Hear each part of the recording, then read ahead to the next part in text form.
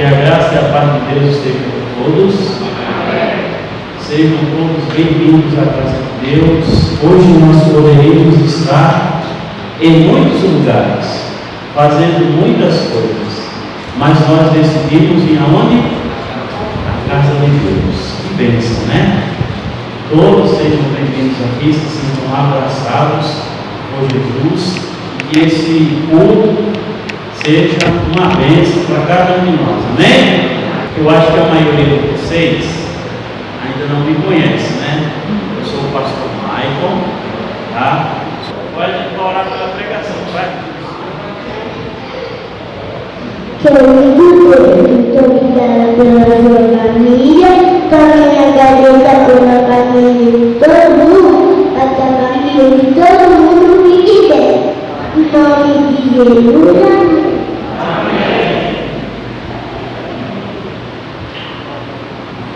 Por aqui, isso.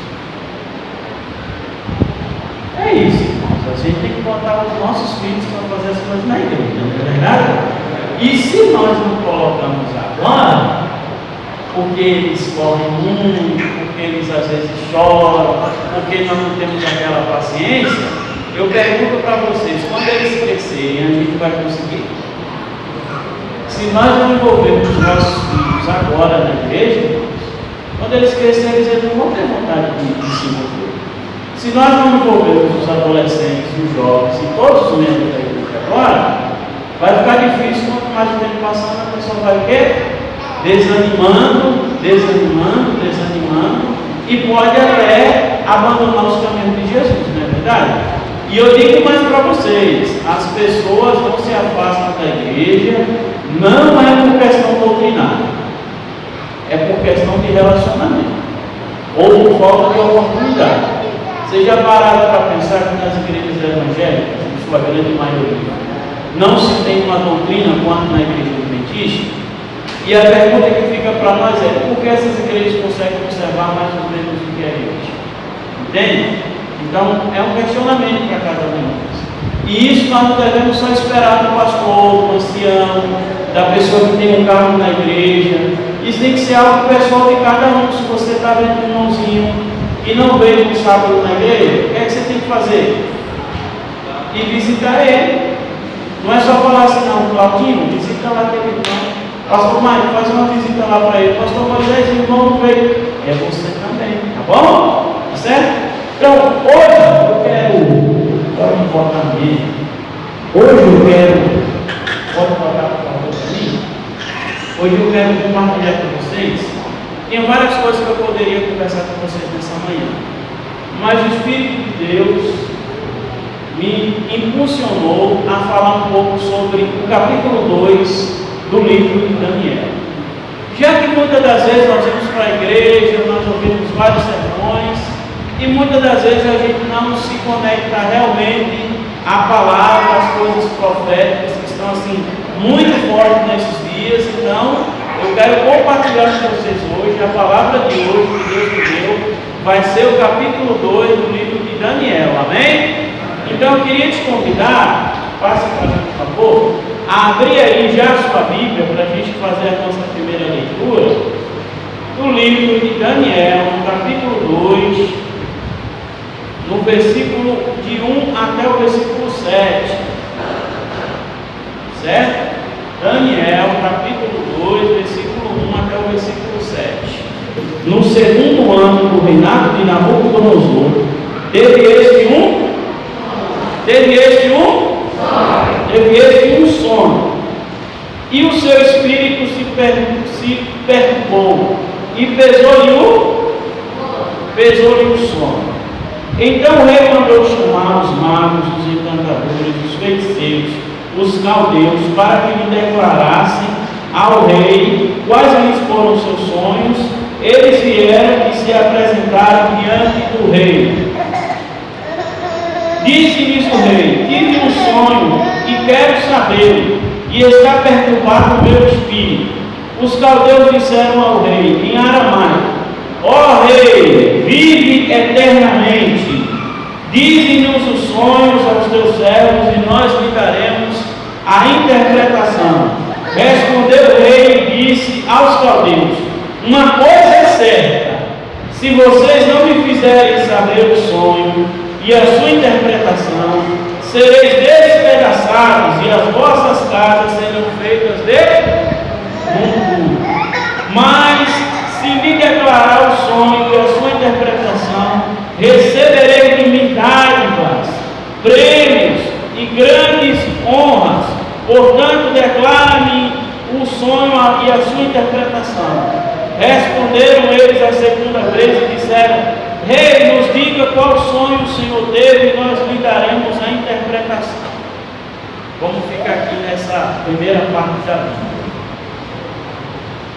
Quando eu leio a Bíblia aqui, a primeira questão que eu me pergunto sobre, pode passar para mim, sobre esse texto que nós acabamos de ler aqui é: quais eram os problemas do sonho do rei?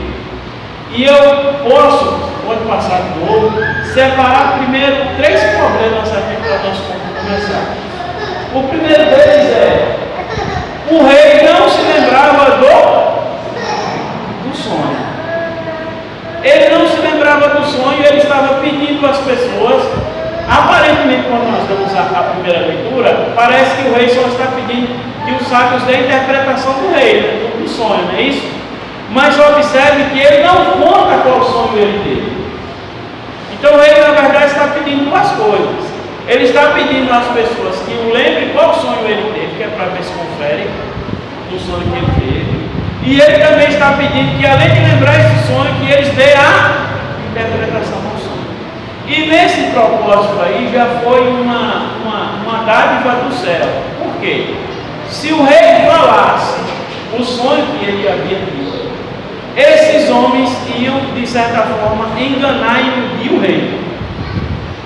Por quê? Se você observar aí nos versos depois, você vai observar que eles tentam ali ganhar tempo, iludir o rei. Só depois que eles vão reconhecer que eles não têm poder nenhum para dar a interpretação do sonho do rei.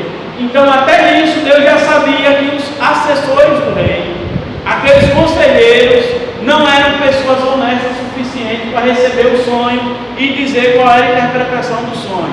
Observe que essa passagem da Bíblia não é semelhante à passagem que acontece com Faraó no Egito. Faraó no Egito conta o sonho e José dá o quê? A interpretação. Aqui o sonho não é contado. Por quê? Os egípcios levavam os sonhos muito a sério.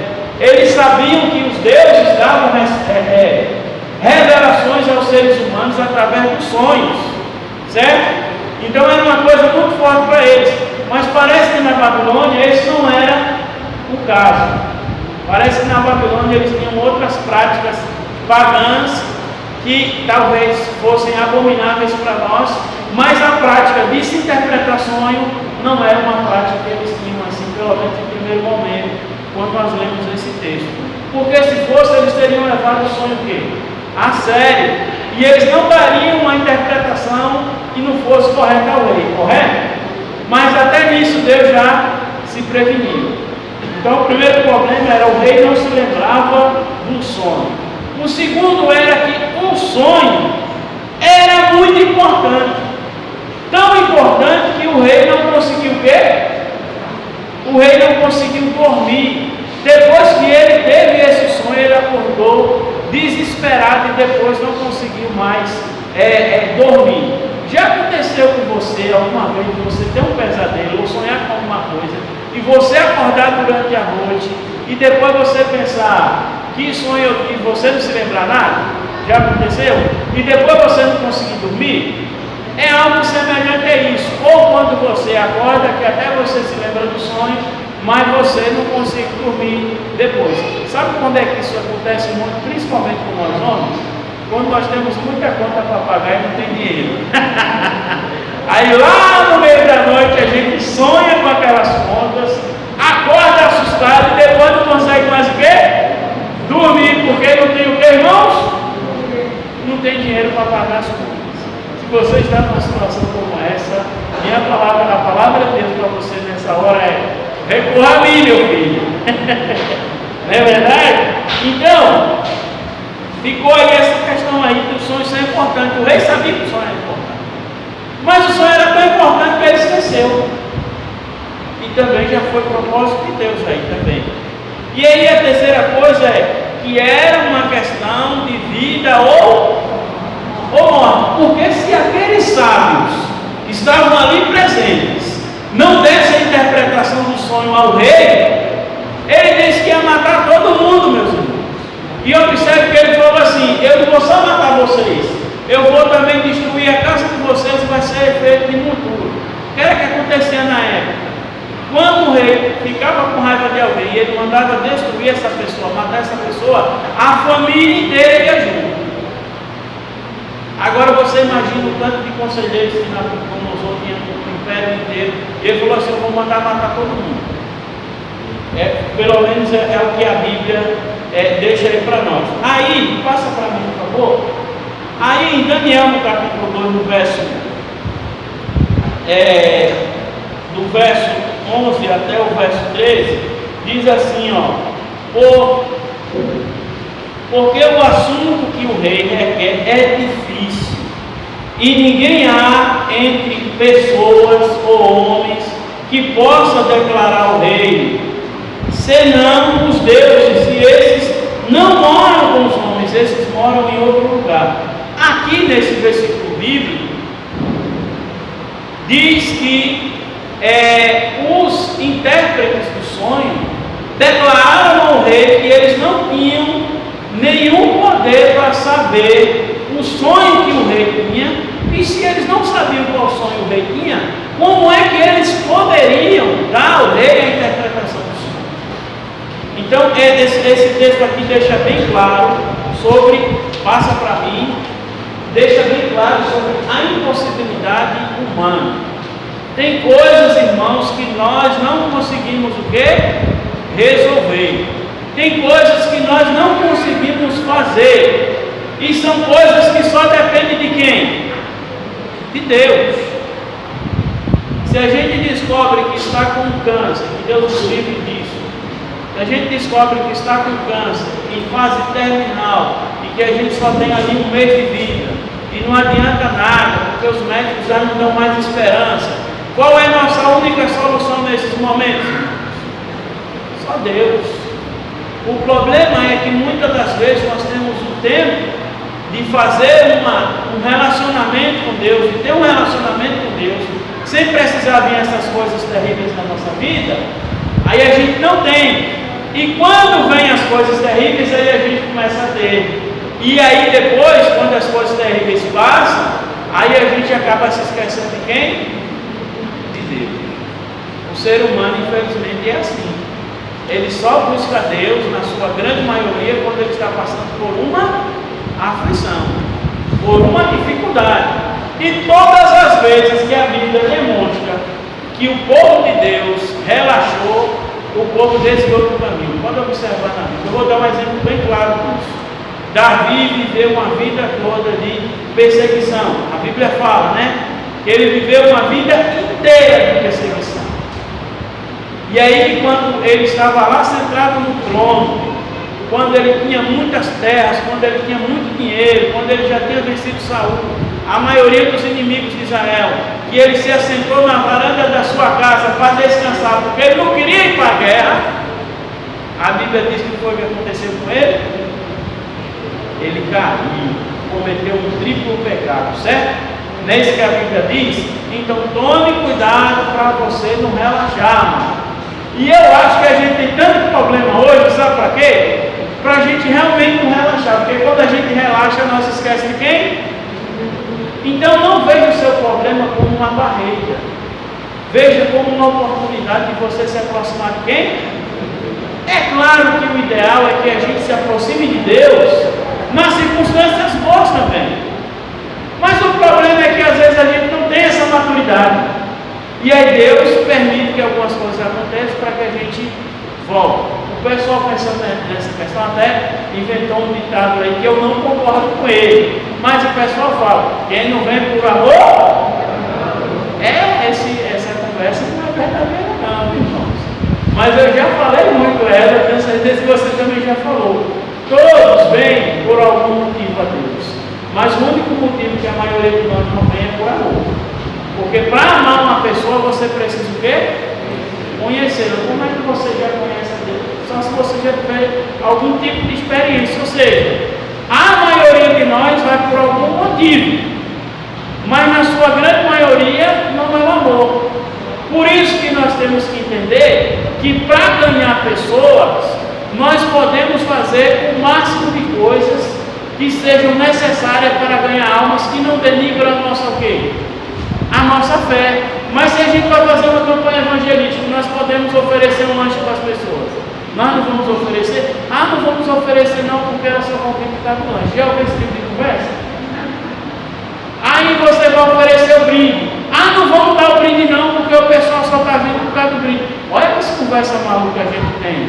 Irmãos, se é para vir pelo brinde, pelo clube de desbravador, porque está com problema no casamento, por causa do lanche que está com fome, que venha. Amém. Eu quero que todos venham, amém? Amém. E quando eles vierem aqui, eles vão encontrar algo a mais disso que nós estamos oferecendo a eles, amém?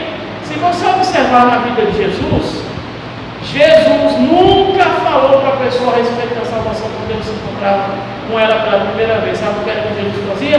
Você está com sede, meu filho? Toma aqui água. Você quer ver, meu filho? Quer, então veja.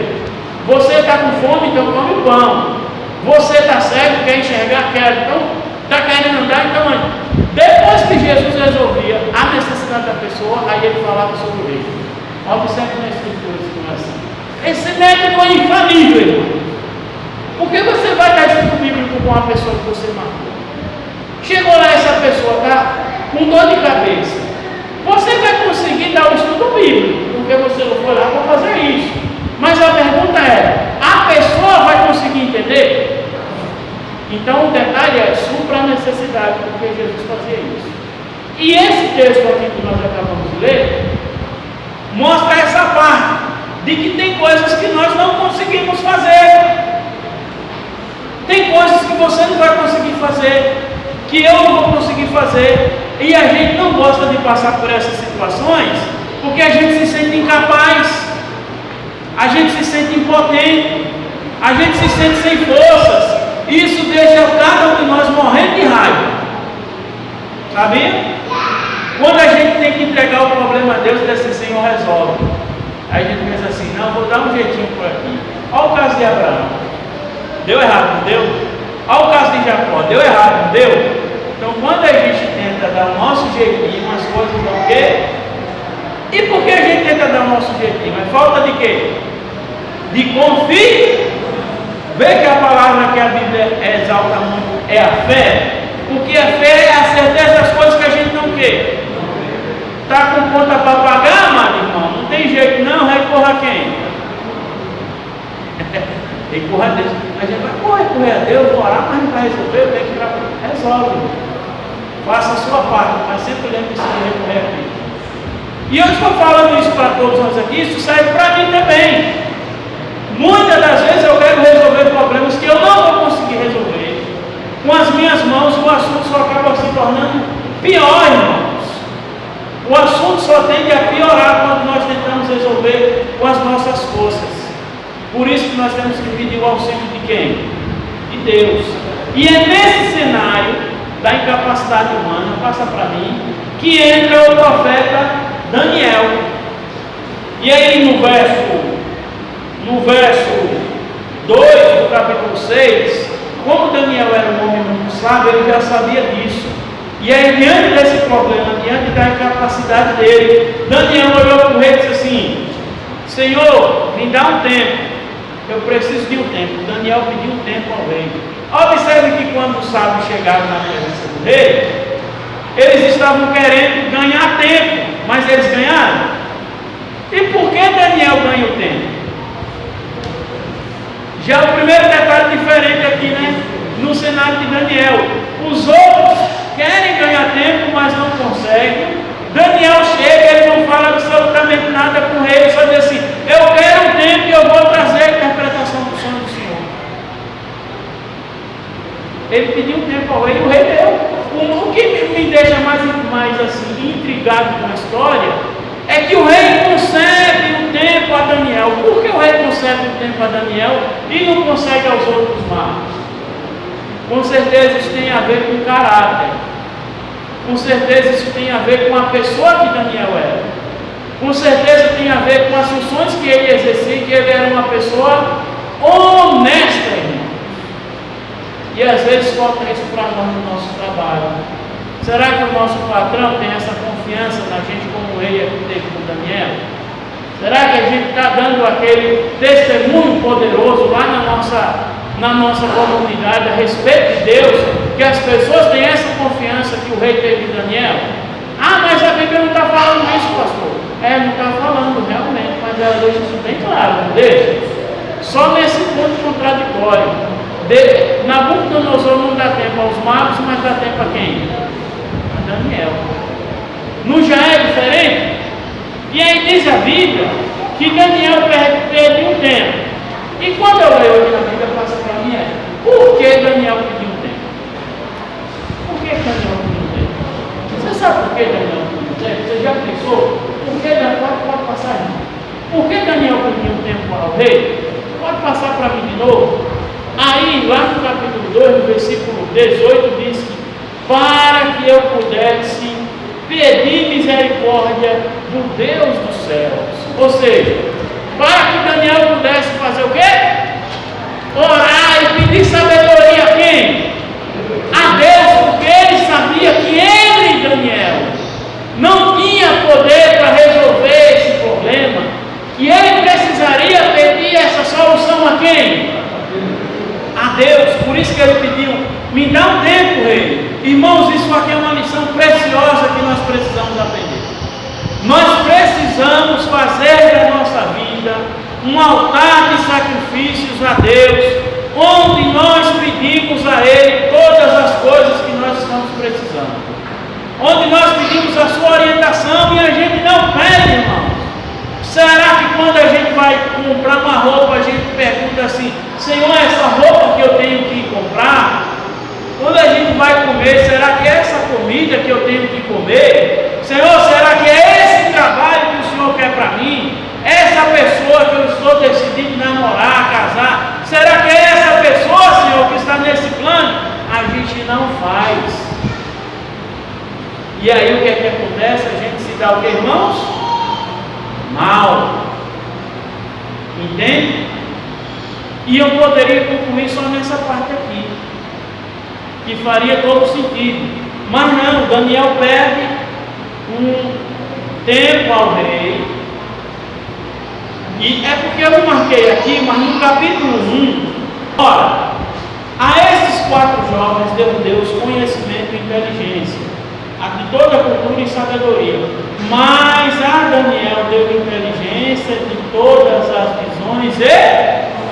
Então era um dom que Daniel já tinha. E ele sabia que ele tinha. Mas mesmo assim ele precisou confirmar com quem? Com Deus. E aí ele pediu esse tempo. E o rei deu tempo. Passa para mim, irmãos. E aí Daniel chega à presença do rei. E ele agora dá o quê? A interpretação do sonho. Que eu acho que é a parte que a gente tem que se concentrar agora, é nessa parte da interpretação. E aí, passa para mim, por favor. Diz que, você pode ler depois, no resto do capítulo 2, porque se a gente for ler tudo não vai dar tempo, mas basicamente eu já separei a estátua ali e o sonho que Daniel dá a interpretação lá para o Nabucodonosor. Daniel diz assim: rei, o Senhor teve um sonho com a estátua.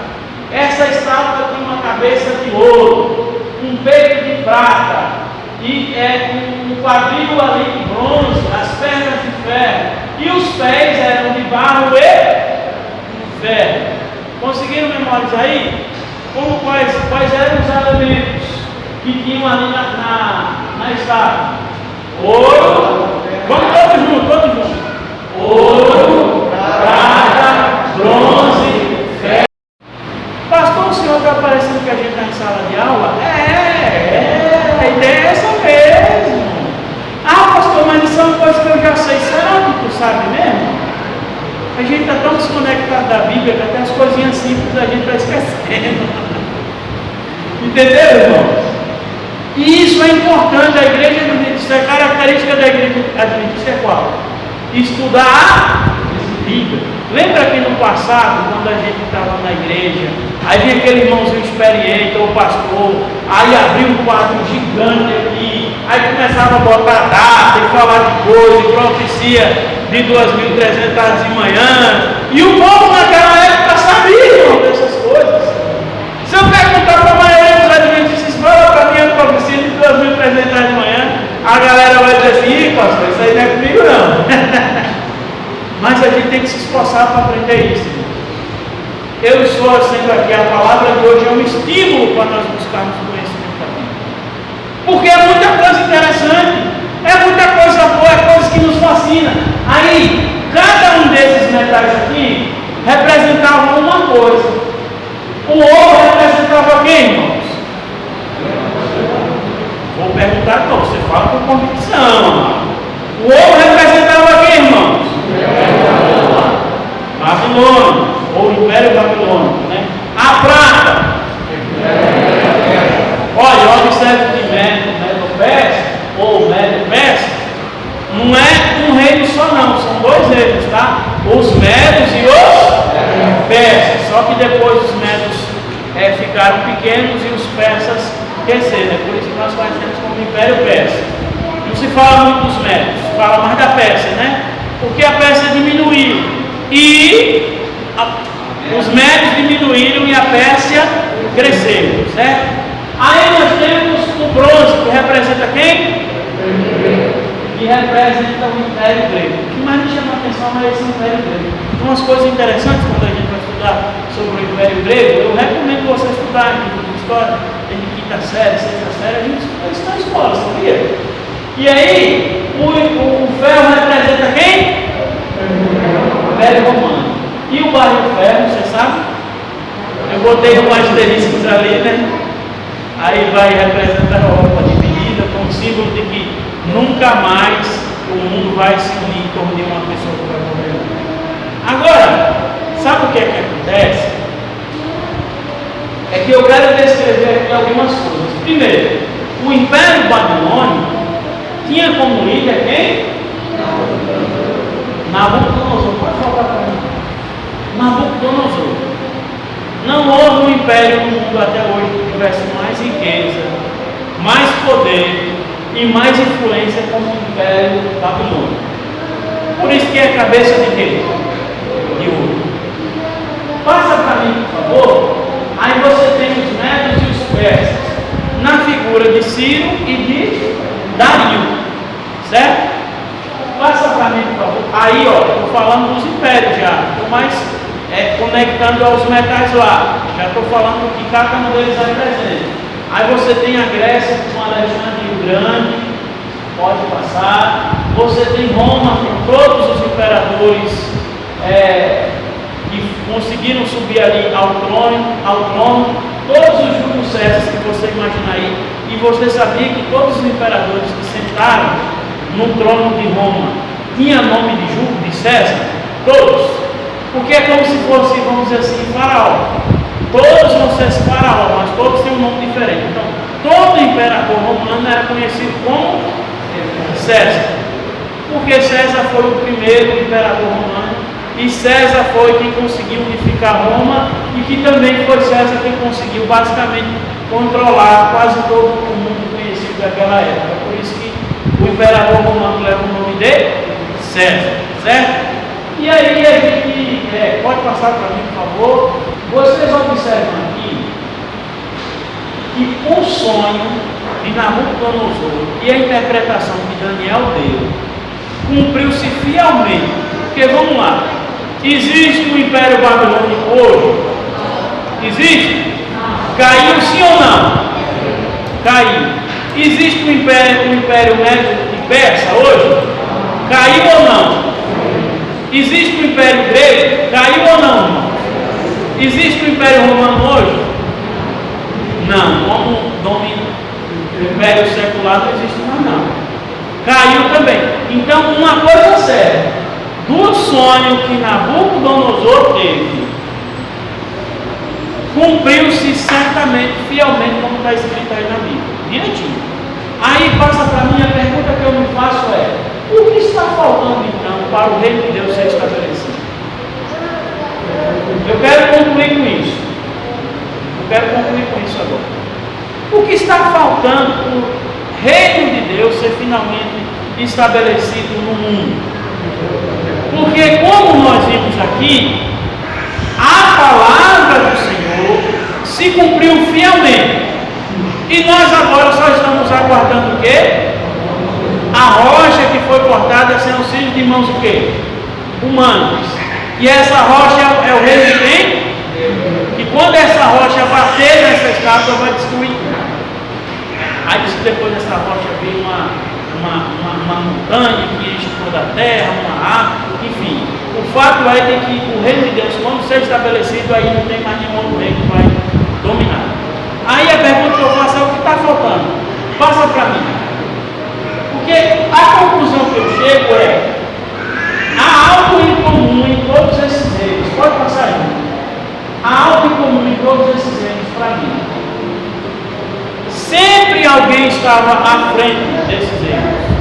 Sempre. Você tem Nabucodonosor na frente da Babilônia.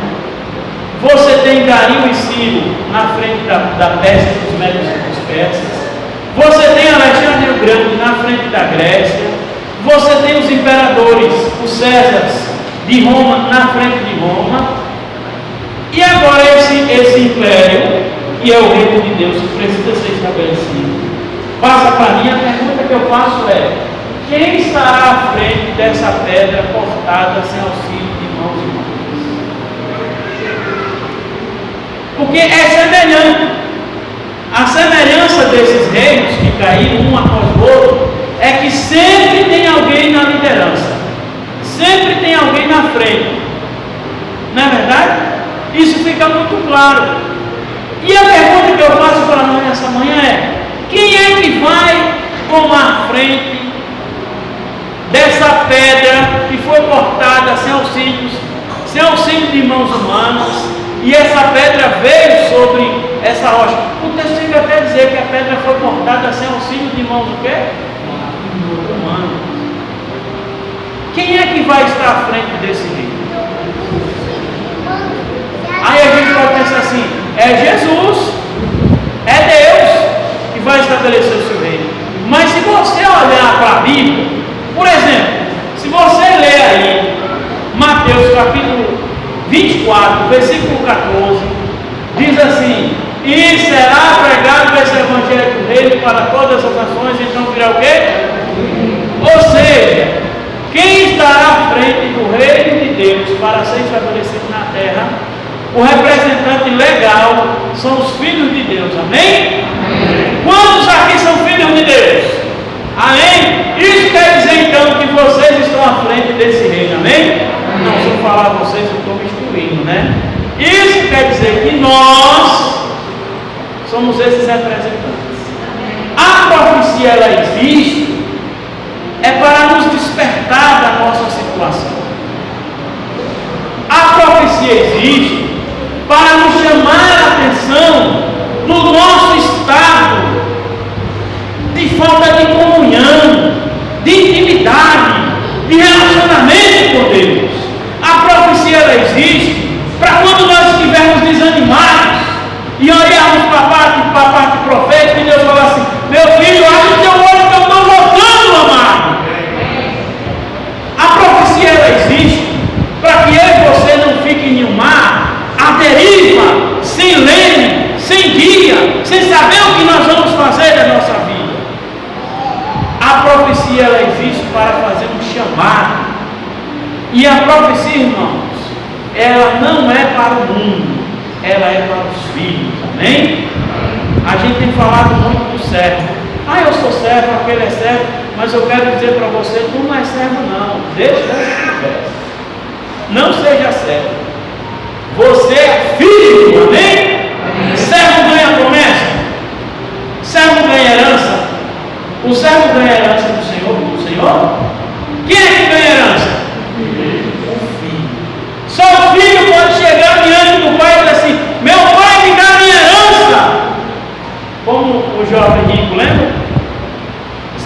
servo daquele homem poderia chegar diante dele e dizer assim: me dá a tua herança? Só o filho pode fazer isso. E qual é a herança de Deus para nós? A herança de Deus para nós é o Espírito Santo, amém? Eu vou para o Pai, mas eu vou deixar para vocês um outro Consolador. E quando ele vier sobre vós, vocês vão receber poder. E aí diz lá em Atos, no capítulo 1, verso 18: e vocês vão ser as minhas testemunhas, tanto em Jerusalém, como na Judéia, em Samaria e até os confins da terra. E a gente precisa se despertar para isso, irmãos. Tem muita gente no mundão aí que a gente vai pensando: mas esse povo conhece a palavra. Pode até conhecer o Evangelho, mas ele não conhece o Evangelho o quê? Eterno. O reino de Deus ainda não foi estabelecido, porque nós ainda não cumprimos a missão que Deus nos deu. E toda vez que eu penso sobre isso, me leva a pensar uma coisa: que eu não tenho valores bíblicos. Eu nunca li nada na Bíblia, nem no Espírito Profecia que fala sobre isso, mas sempre me leva a pensar uma coisa. Quando a gente fala sobre a missão que Deus nos deu, sabe o que é que eu penso? Eu penso assim: meu Deus, quando é que nós vamos cumprir essa missão que o Senhor nos deu?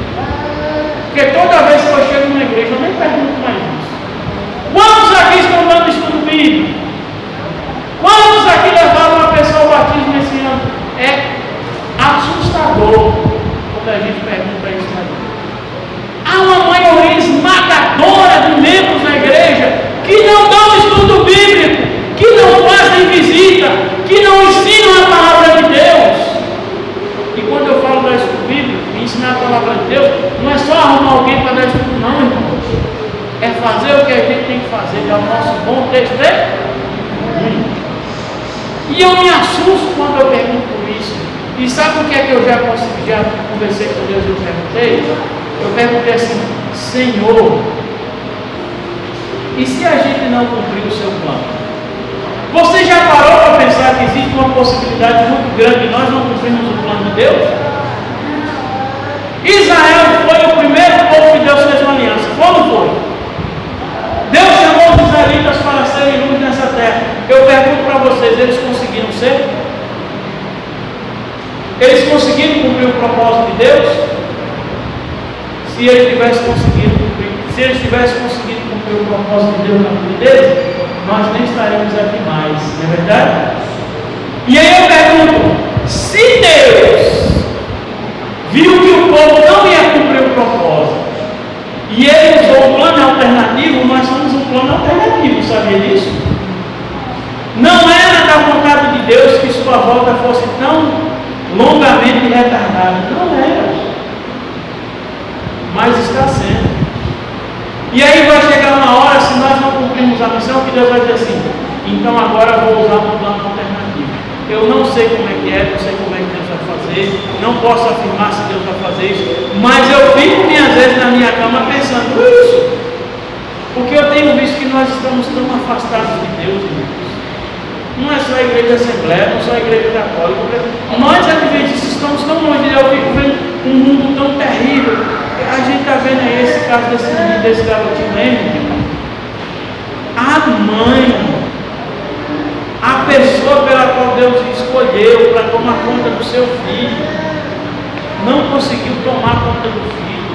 E pelo que a gente está vendo, ela sabia dos abusos que o rapaz estava fazendo com o filho. E mesmo assim, ela ficou tão doente pelo pecado, pela distância de Deus, que ela estava tão grande, que ela não conseguiu proteger o filho dela.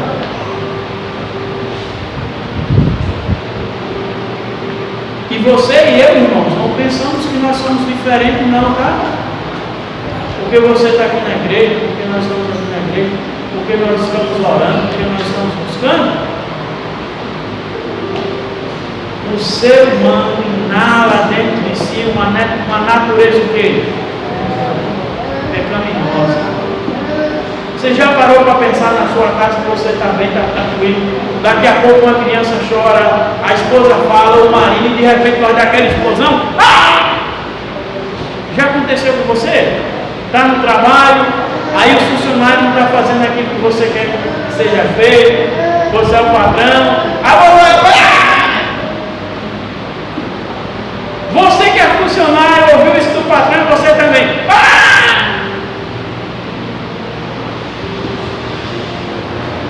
Entende? O que é que eu estou querendo dizer? Essa natureza pecaminosa existe dentro de nós, irmãos.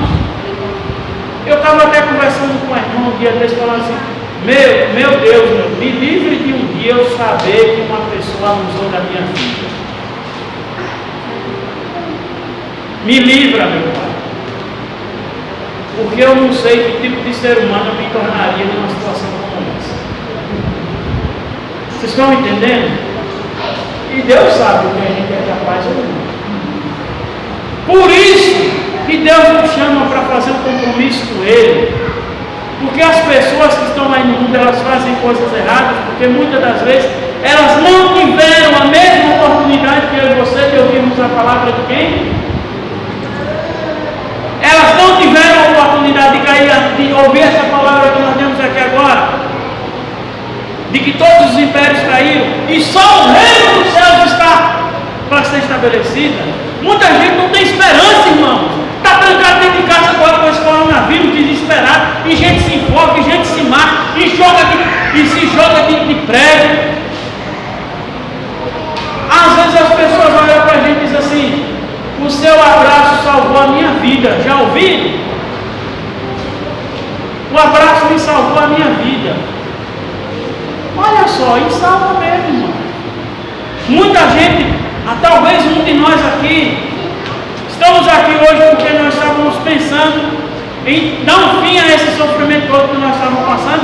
Aí chegou alguém lá na nossa casa, naquele dia que a gente planejou fazer isso: eu vim aqui te visitar, meu amigo. E aí a gente deixou tudo lá, veio atender, e quando atendeu, disse: o que é que eu vou fazer essa besteira nada? Pensou direito, entendeu? Então Deus quer te usar como instrumento, amém? Deus quer te usar para ser essa pessoa de frente, para estabelecer o reino dele aqui na terra, amém? Se sentir o desejo de fazer parte do estabelecimento desse reino, você vai ficar em pé e ter uma oração pela sua decisão. Oremos. Querido Deus, maravilhoso Pai, que bom foi vir à sua casa de oração nesse dia, Senhor.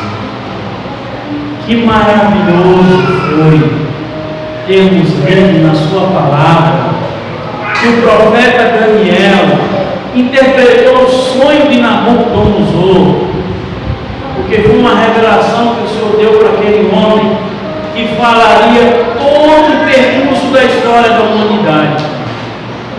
E está se cumprindo fielmente como o Senhor falou. Babilônia caiu, Medo-Pérsia caiu, Grécia caiu, Roma caiu, Senhor. E agora nós estamos nos pés de barro e de ferro, só esperando a pedra que foi cortada, sem auxílio de mãos humanas, cair sobre esse mundo e estabelecer o seu reino para sempre. Por isso, Senhor, nesse momento, eu gostaria de pedir que o Senhor nos ajudasse, Pai, a nos comprometermos mais para sermos os seus representantes, para estabelecermos o seu reino aqui, Pai. Nos ajude a falar mais do seu amor, nos ajude a proclamarmos mais a sua mensagem, e acima de tudo, Senhor, nos ajude para que essa mensagem também faça mais sentido na nossa vida. Nos leve para as nossas casas em paz.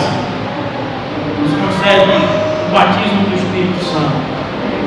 Abençoa para que a gente não contraia essa doença maldita do coronavírus. Repreende ela da nossa casa. Repreende ela, Senhor, da vida dos seus filhos. Abençoa aquelas famílias que perderam algum ente querido por causa dessa doença, Senhor. Esteja confortando todos e nos dê a sua paz, em nome de Jesus. Amém. Que o Senhor te abençoe e te guarde, que Ele estenda a sua mão poderosa sobre ti e que Ele